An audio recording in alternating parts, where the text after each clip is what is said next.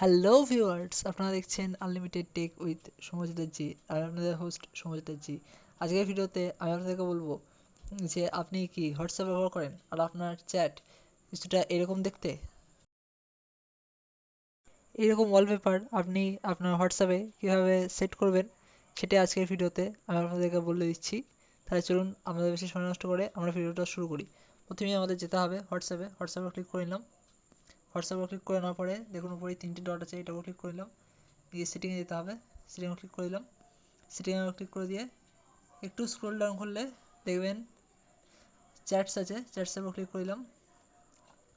চ্যাটসে click করে দেওয়ার পরে ডিফল্ট চ্যাট থিম এটা ক্লিক করে দিলাম। এবার নিচে দেখুন অনেক কটা এরকম চ্যাট থিম দেখাচ্ছে, যেটা পছন্দ সেটা আপনি সেট করে নিতে পারেন। আমার এটা পছন্দ, আমি এটাকে সেট করে দিলাম সেট থিম। এবার ওই চ্যাটটাতে এই থিমটা সেট হয়ে গেছে, আমি আপনাদেরকে একবার দেখিয়ে দিচ্ছি। দেখুন ভিউয়ার্স, চ্যাটটা কিন্তু একবারে নতুন হয়ে গেছে, নতুন থিমে, আর কিন্তু বোরিং লাগছে না।